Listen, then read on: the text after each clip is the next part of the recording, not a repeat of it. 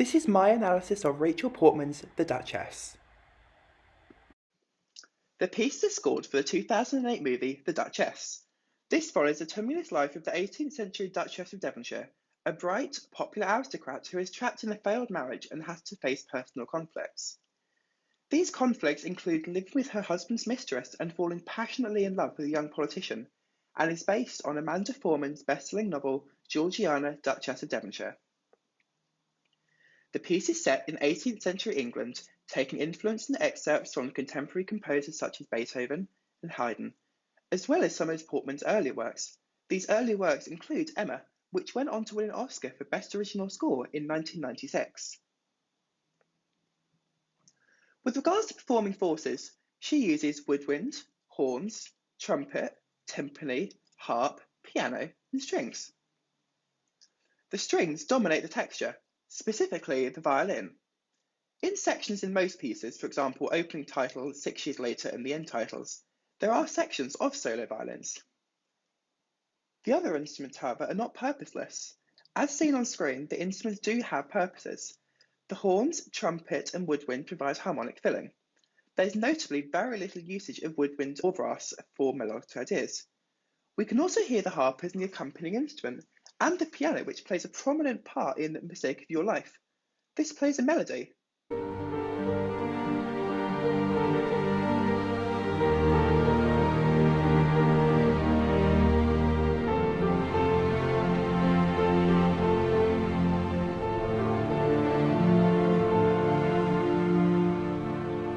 In the mid-range over upwards arpeggio figures.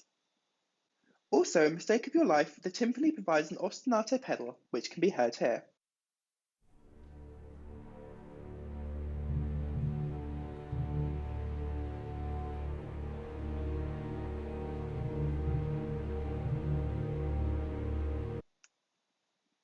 With regards to structure, it follows a somewhat repetitive form. However, it varies from piece to piece. The first piece, the opening titles, feature an ABC structure. The A section is 16 bars long and features a dominant string melody with harp accompaniments and offbeat string chords. The score on video can be seen here.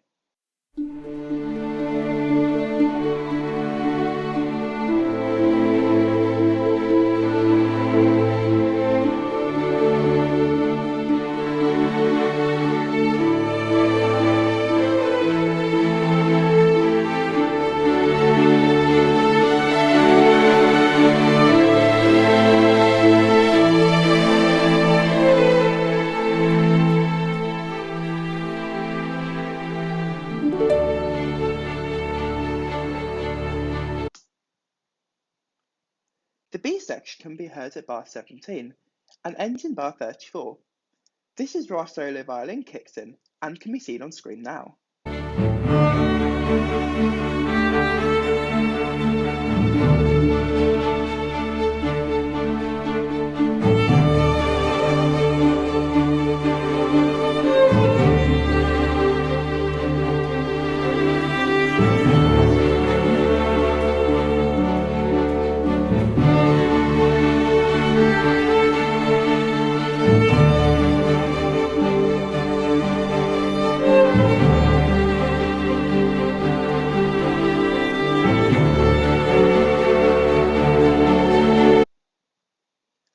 The 8-bar C section is the third and final section of the piece, featuring violin ideas in 47 to 43 that we'd previously heard in bars 12 to 13, and presenting a tutti idea with an auxiliary figure at 35 and 36.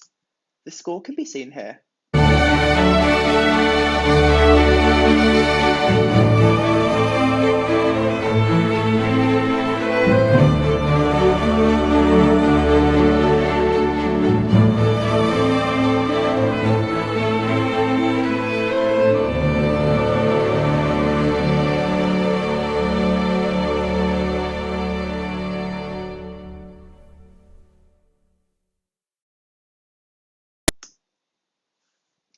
The second piece, at nearly double the length, has a far more repetitive structure of an introduction followed by A, B, and A. The introduction section features low string chords and our previously touched upon timpani ostinato, and can be seen here on the score.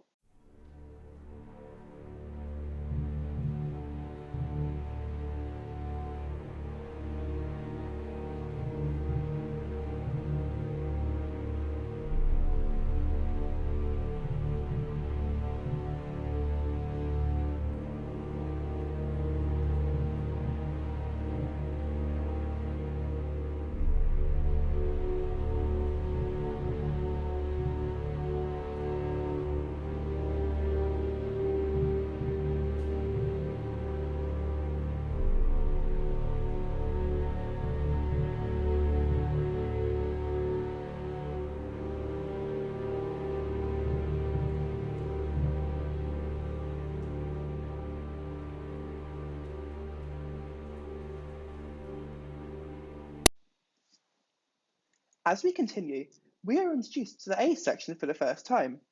The section is 16 bars long, but the second half of it is simply the first half transposed from G minor to A minor. We hear the same rhythm 4 times, as can be seen here.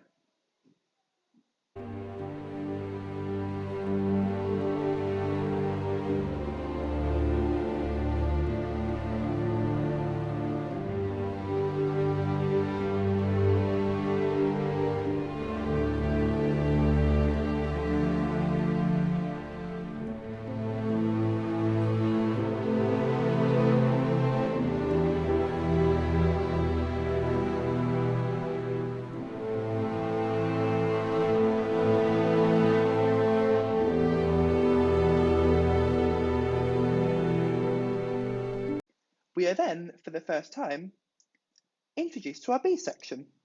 This is a piano melody backed by strings and woodwind which lasts 8 bars. The melody is repeated. Bars 35 to 38 are later heard a tone lower in bars 39 and 42. The score can be seen here.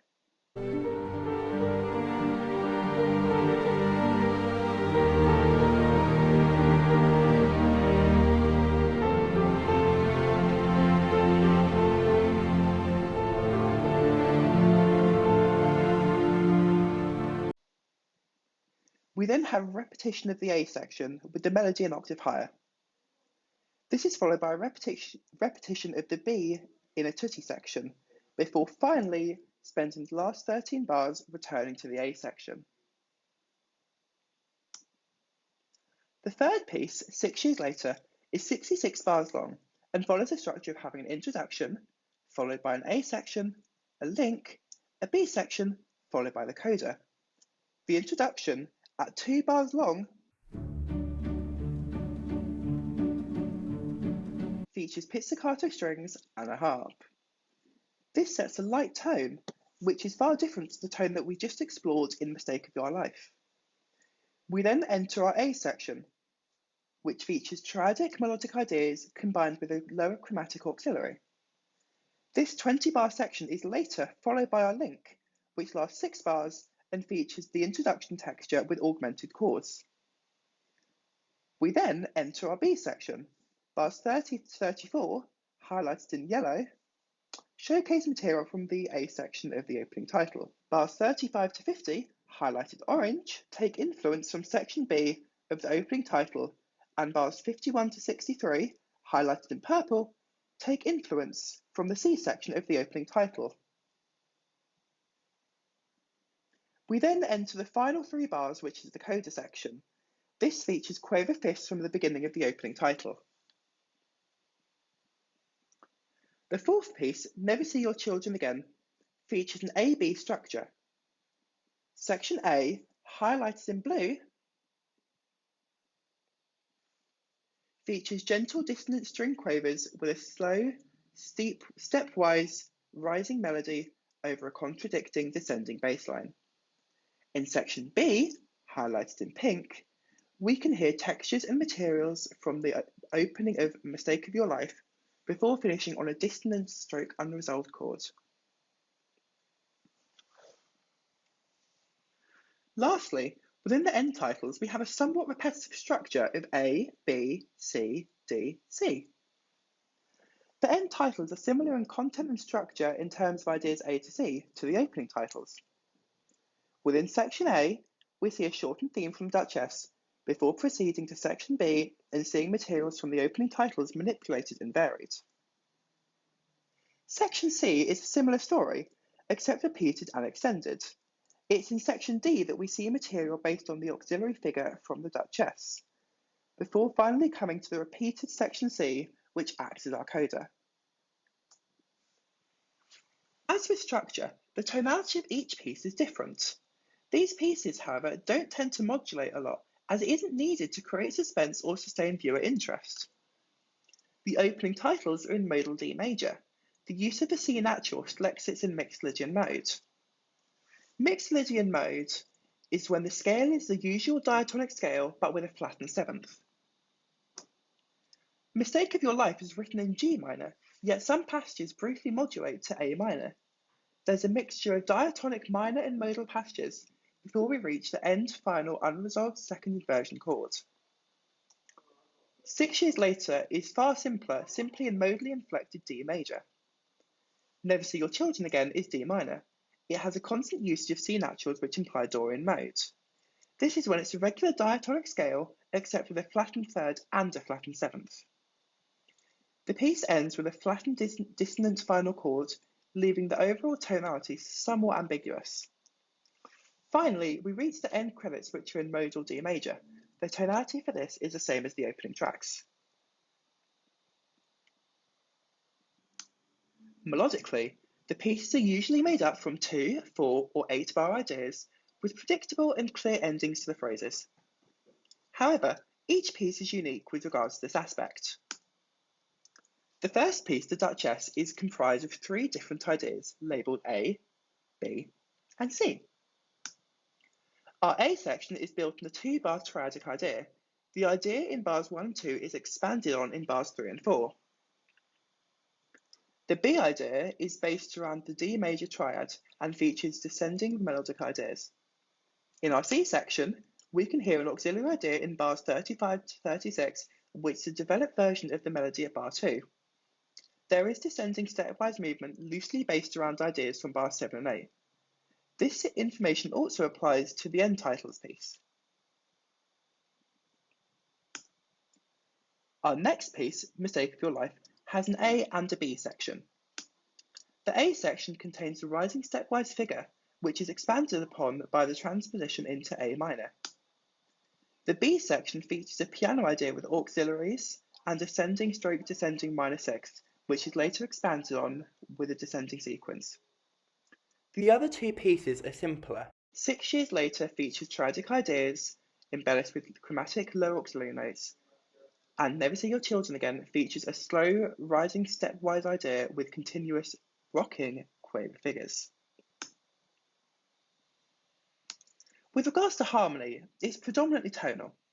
However, the use of modality and avoiding conventional functions makes it more characteristic of non-functional harmony. One key harmonic point is the use of the minor dominant progression from 1 to 5, as can be seen here in Mistake of Your Life, from G minor to D minor, and A minor to E minor. Despite this, there's very little usage of chords within the set work from an overall perspective. Most of the chords we hear are 3-note triads with occasional minor 7th chords used or created by harmony. As the pieces grow into a darker theme, they become more dissonant, while pieces like opening titles are rather diatonic in their melody harmony. Pieces like Mistake of Your Life use minor 9ths and 11ths.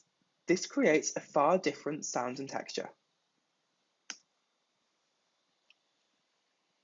Texturally, this piece is mainly homophonic to support the rhythm. This is melody-dominated homophony. We can hear pedal textures in select pieces, such as in bars 17 to 34 of the Duchess. We can also hear ostinato textures in other pieces, such as a quaver fifth accompaniment within the opening titles and the timpani texture at the beginning of Mistake of Your Life. With regards to rhythm meter and tempo, each piece is different. The opening and end titles share 4/4 common time at 120 crotchet beats per minute. There is a clear, regular pulse with a quaver ostinato rhythm. Mistake of Your Life is in 3/4 meter with a tempo of 66 crotchets per minute. The first 18 bars have a rather ambiguous rhythm, moving slowly with an unclear pulse. However, from bars 19 onwards, we can clearly sense a strong pulse. The third piece, 6 years later, is far more lively, at 60 dotted crotchets per minute in 6/8 meter. This has an cha-cha rhythm. We then enter into the fourth piece at a slower tempo of 66 crotchet beats per minute in 3/4 meter, with rocking quavers continually throughout the piece. With regards to wide listening, one piece is her own, the Cider House. This features string chords similar to those within the Duchess and has a piano accompaniment and melody with an uncomplicated harmony. There's also Alexander Desplat's The Danish Girl, which has very similar instrumentation and, again, strong melody lines. The Danish Girl is also similar texturally in regards to melody-dominated homophony that we can see within the Duchess. Lastly, Carter Burrell's Bella's Lullaby uses modal melody to create an oldest sounding sound, also using inverted pedal string textures and instrumentation, creating a romantic mood consisting of woodwind, strings, and piano. So yeah, that's it. I hope you found it helpful.